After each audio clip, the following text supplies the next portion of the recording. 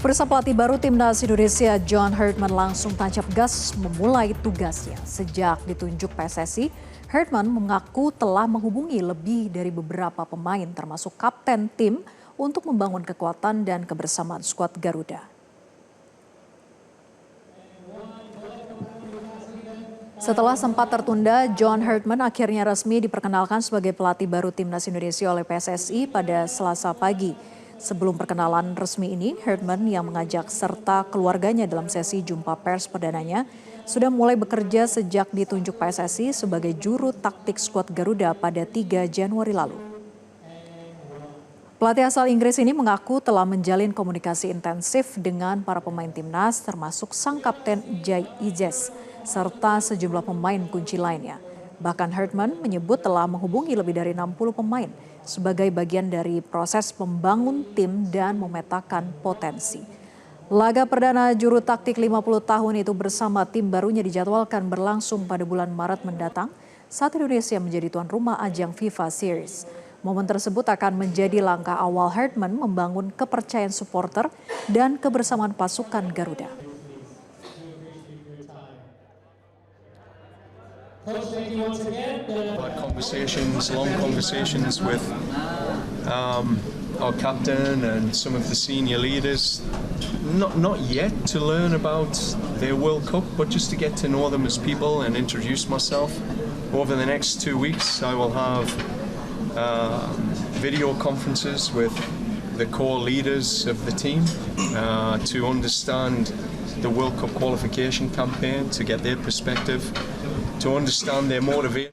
Pemirsa, era baru sepak bola Indonesia resmi dimulai. PSSI menunjuk John Herdman sebagai pelatih kepala Timnas Indonesia senior sekaligus Timnas U23. Pelatih asal Inggris ini bukan sekedar juru taktik biasa.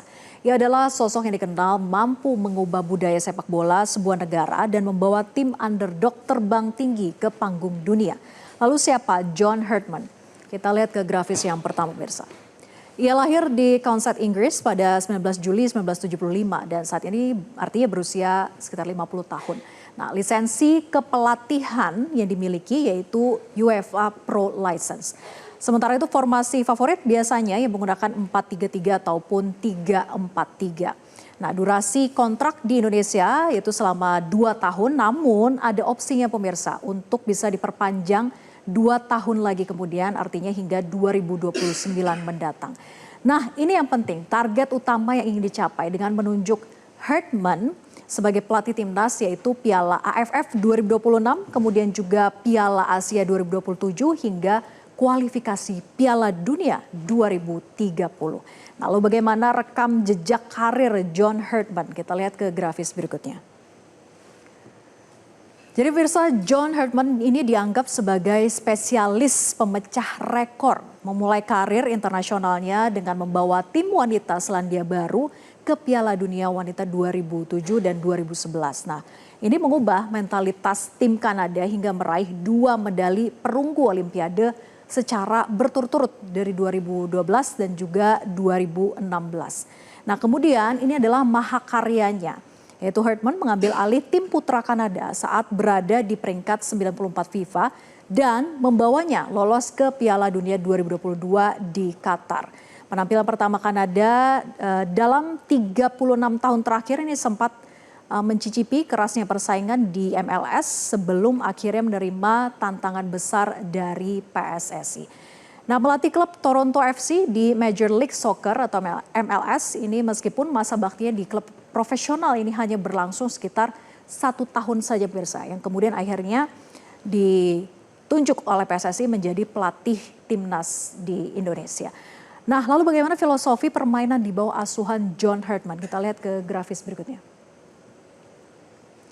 Jadi John Herdman ini dikenal dengan pendekatan The Brotherhood. Ia sangat menekankan ikatan emosional antar pemain di dalam dan juga luar lapangan.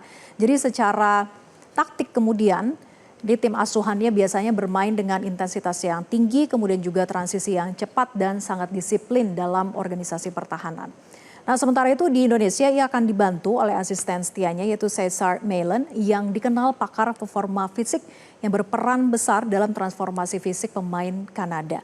Nah, kehadiran tim kepelatihan ini diharapkan tentunya mampu untuk meningkatkan level kebugaran pemain Garuda yang sering menjadi kendala di menit-menit akhir pertandingan.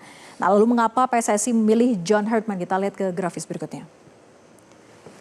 Jadi yang disampaikan dari laman resmi PSSI menyatakan bahwa dari rekam jejak keberhasilan John Herdman membawa Kanada ke Piala Dunia, sehingga inilah mengapa PSSI memilih Herdman sebagai pelatih Indonesia.